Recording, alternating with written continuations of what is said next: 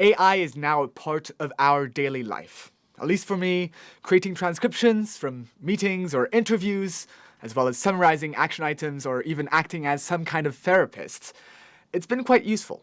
But that's just me, the out-of-touch host of a tech show. So I'm curious about how other people are using AI, and wouldn't you know it? There's a new report from the Japanese Ministry of Internal Communications that covers just that topic. So, which country is using AI the most? And how about the least? And more importantly, how do they feel about it? All of this and more coming right up on Tech Asia. This first question asks, have you ever used any generative AI?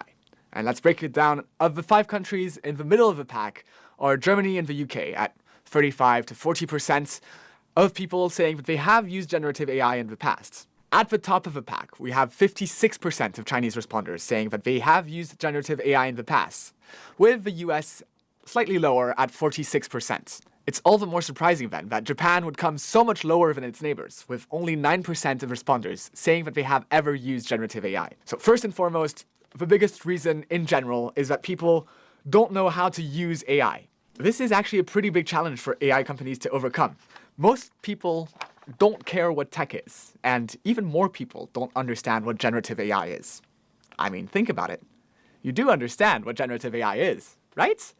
Well, just in case, I'll give you the lowdown. In short, it's any kind of system that you give an input to expecting some kind of results that you can do something with.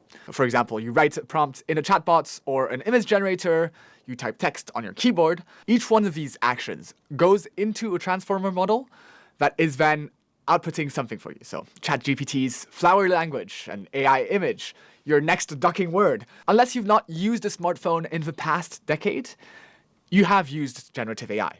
What this study refers to as generative AI are the larger models, like chatbots or image generators. Basically, it's the difference between an autocorrect, where you're able to predict the next word, versus ChatGPT, where you're able to predict, well, the whole sentence and like send me emails, basically. So that's the kind of system that we're talking about, and it's not like Japanese people that were polled were Luddites. Around 60 to 80% of people are open to using AI, but AI does actually take some effort to use, despite what you might think, like, oh yeah, you just type into ChatGPT. But if you think about it, we've developed over the past 2 years a way to interact and prompt with AI systems. Like, okay, I'm going to use this kind of word. I'm going to tell it to not use flowery language. I'm going to tell it to avoid sounding sycophantic. I'm going to tell it to be a little bit aggressive. All these kinds of things take a while to understand and take a while to develop as a habit. If you're someone who's, first of all, not used to technology in general, and who's not used to that paradigm and doesn't want to have to make that effort when you're using technology, I can understand why you wouldn't feel like it's worth it to try. And that's not the only reason that people gave to not want to use AI. So another part was that they didn't feel like they needed it in their life, which makes sense. I mean, if you don't understand how it works, or if you don't feel like you're able to use it, then obviously you're not going to feel like it's able to fit into your life. But also quite interesting to see how different cultures diverge. For example, the cost being high, being a more significant factor in China than the other countries, or concerns about security being very low in Japan. So obviously I don't have enough data to explain why these differences are here, I mean, apart from the cost maybe, but it's still interesting to see how different cultural expectations and like socioeconomic factors affect people's interactions with AI. Speaking of socioeconomic factors, businesses are one of the main drivers for AI growth. And would you know it? This survey also conducted a survey of businesses. Around 90% of businesses in Germany, the UK, the US, and China have some kind of policy encouraging the use of generative AI. Or like at least not blocking it completely. In Japan, that's about half, at 40%.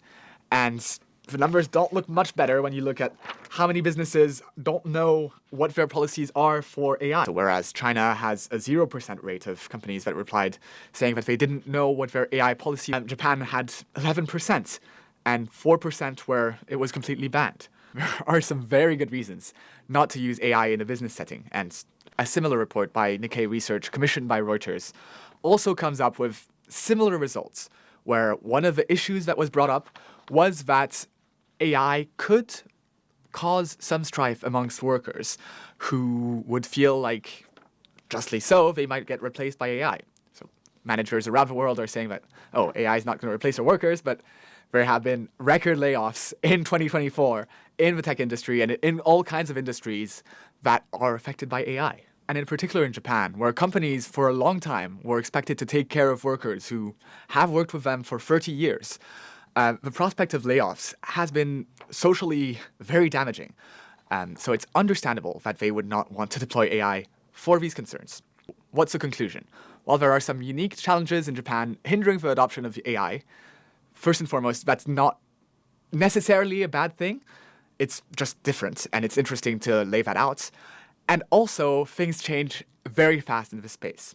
So as generative AI is rolled out directly into apps that people already use, so for example, like Google introducing generative search, or chatbots in Meta's WhatsApp app, or voice assistants that can understand natural language, or that are able to kind of rework your prompts so that they are more effective. So these are all the ways that people can, first of all, understand this technology better, because it's by using that you understand.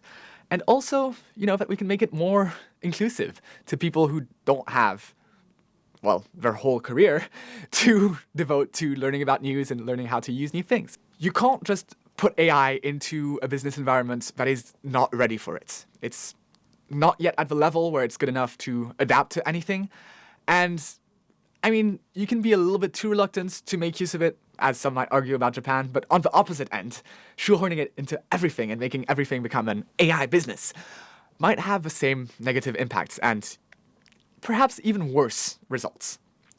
Already, there are reports that AI makes people more productive, with more output, which is good, but their level of work degrades because they don't actually take the time to double check what their AI is writing for them. Or maybe they don't have the time because more is expected of them. That's not even talking about the challenges of developing AI in an ethical manner, but I think that's all the time we have for today. If you're interested in figuring out how do we develop ethical AI, I think you can check out some of our videos in the back catalog where we talked about how Sora image generator by OpenAI was trained and kind of some of the ethical qualms that come up with that. Until then, we'll talk some more about AI soon, and I guess you'll just have to take care.